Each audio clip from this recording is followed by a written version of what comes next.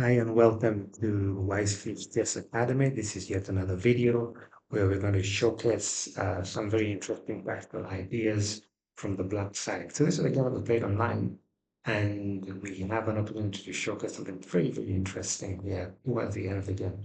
At the beginning, it was a bit, not exactly the best kind of game, but the finish was just fantastic. So white played e4, black played g6, typical modern kind of structures.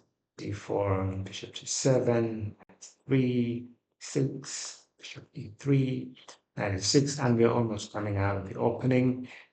Bishop queen d2, and that's a typical move. You expect that the queen trying to help bishop and try to just heal this uh, pawn on the g7. This is more like the 150 attack in defense.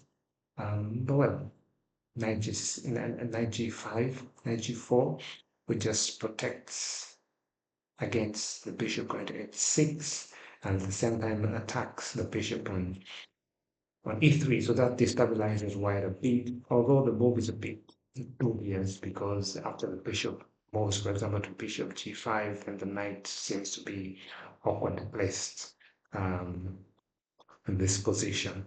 But nevertheless, the game went on h6, bishop h4, knight c6, which is a bit dubious also, knight f3, g5, another funny move, bishop g3, and white is just getting better.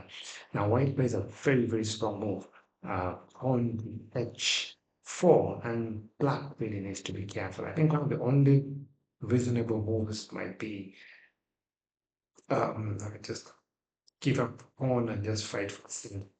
For example, just you know, play bishop e7 maybe or queen e7 and just leave the pawn because anyway the pawn in the center here on e4 is also being harassed by both the bishop and the knight. So a bit of compensation there. White is certainly so much better, but this is a blunder from black, which gives black or white a lot of counterplay.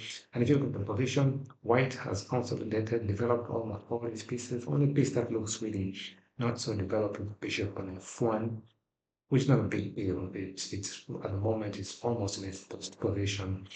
You know that the rook on h4 is actually very actively placed. The queen is really hitting on the h6 pawn, and this bishop on g7 is really more like a pawn.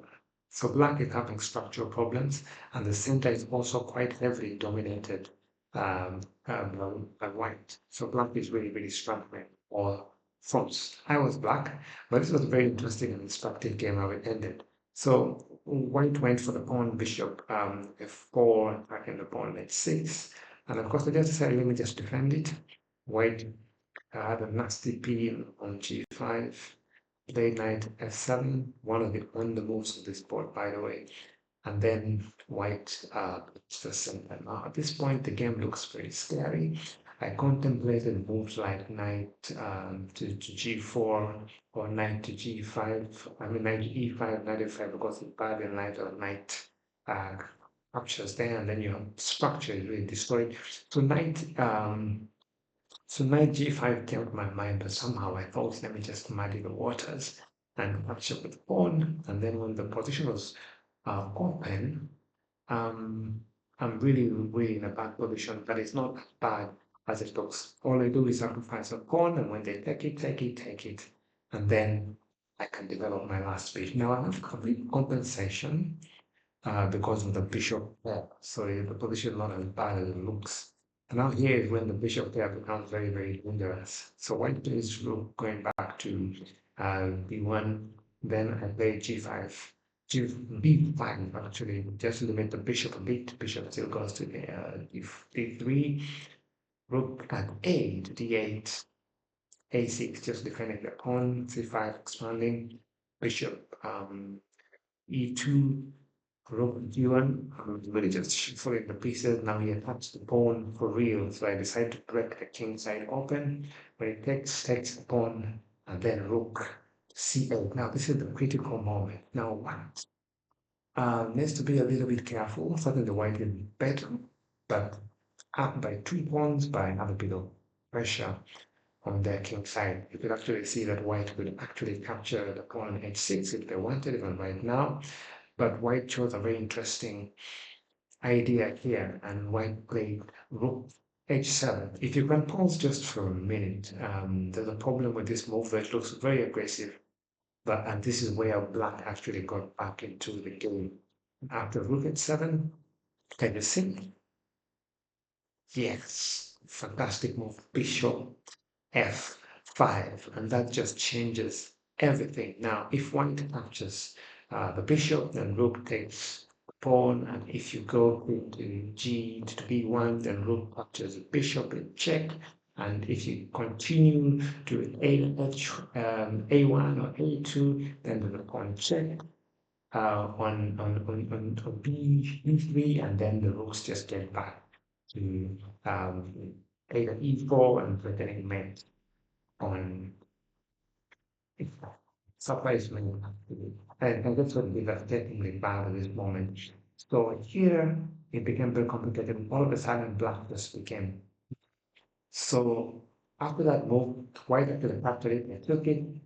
White moved to the other side because the other side was very risky. In fact, with a direct match threat, if he had gone here, contrary to the move I had actually seen before, if king goes to, for example, to b1, then rook can actually come up to that is c5 with a check, and king is forced to either go to ba1 or to a2, and then pawn check. Then the king is forced up, and then I think just rook goes to a5, and that would be a checkmate. Just to show you by using the arrows, check, rook goes here, rook check, king probably goes up, then pawn check, king either goes up or down, and then rook on a5, that would be a checkmate. So that was a very devastating plan. So after that move, white went to d1, and then of course rook. The rook in rook d8, check, check, check, captures back the material in the rook, and then the game was really over at that moment. So the critical point again is here. You have to be really careful when you working on your attack. And when white was lured into playing rook h7, looked at a brilliant move, fantastic tactical shot with bishop f5 comes on the board, which is just winning for white on the spot. So thank you for tuning in. Waiting to catch you in the next video. And please, if you get the time, subscribe. Bye bye.